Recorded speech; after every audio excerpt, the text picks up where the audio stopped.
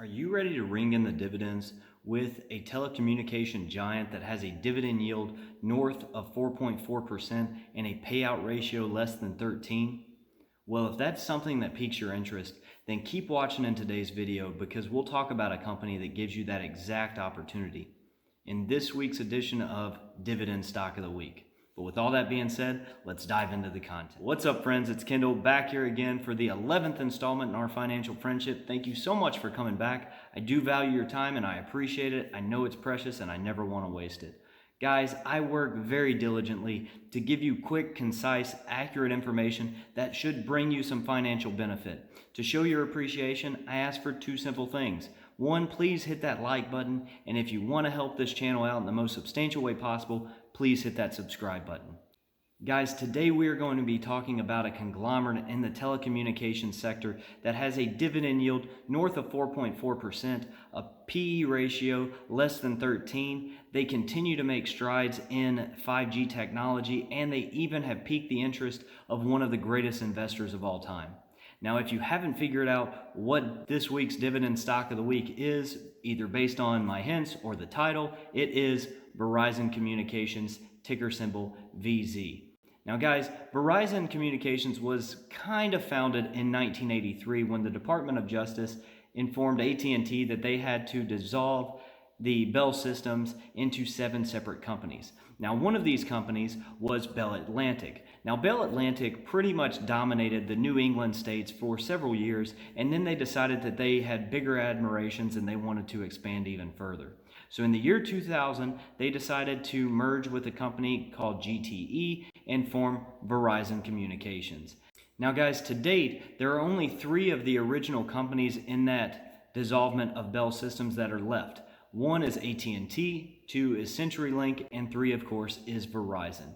Now, Verizon is currently divided into 3 separate divisions: the Verizon Consumer Group, the Verizon Business Group, and the Verizon Media Group.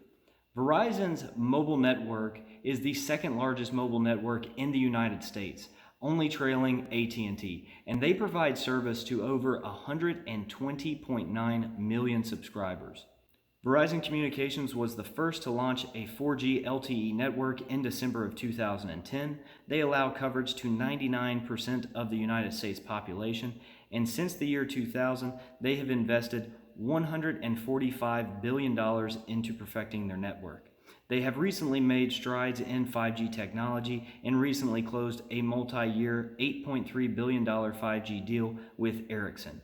Ericsson will deliver industry-leading 5G solutions, including massive MIMO, which is media input, media output, Ericsson Cloud RAN, which is radio access networks, and software to strengthen and expand Verizon's world-class 5G network. Now guys, due to the stability and the continued innovation of this company, it has piqued the interest of the great and powerful Warren Buffett. And Warren Buffett recently invested $8.6 billion and extended his position into Verizon, making them the 6th largest holding in Berkshire Hathaway's portfolio. Guys, they actually control 3.84% of the total shares of Verizon Communications. Now that we've looked into how Verizon Communications was founded, how they continue to progress and perfect their network by continually allocating funds towards innovation, including the recent $8.3 billion 5G deal with Ericsson, and how they have piqued the interest of Warren Buffett as he has recently extended his position by $8.6 billion. Now let's take a look into some of their financial fundamentals. As of July 17, 2021, Verizon is trading for $56.40. They have a market cap of $234.12 billion with 4.14 billion shares outstanding. They have a dividend yield of 4.45%, equating to a dividend payout of 63 cents per share quarterly or $2.52 per share annually. They have a PE ratio of 12.38. In quarter 4 of 2020, they had a total revenue of $34.7 billion and $128.3 billion for 2020 overall between all 3 divisions of the company. In 2020, they had cash flow from operations equating to $41.8 billion, minus $18.2 billion in expenditures, which gives a total free cash flow of $23.6 billion, meaning that this company has strong cash generation. Guys, because of this, this company is found in the NASDAQ 100, the Dow Jones Industrial Average, the S&P 500, and even the S&P 100. Because of all this information I've just given you, that is why this company has been primed to be an easy choice for this week's Dividend Stock of the Week. Now guys, I know I've hit you with a ton of information, and if you feel like you've missed any of it, please do not hesitate to rewind the video, go back, and make sure that you don't miss any of that valuable information. And speaking of valuable information, if you missed last week's Dividend Stock of the Week, we talked about an upcoming Dividend Aristocrat with a dividend yield north of 5%. Now, if you missed it, I will leave a link in the description below, and you'll be able to click over here in order to go to that video. Please give it a like, it helps me out a lot. Also guys, please understand that any of the information that I've given you, either today or with any other video, is for entertainment purposes only. It is never financial advice, as I am not a financial advisor. So please do your own due diligence into these companies.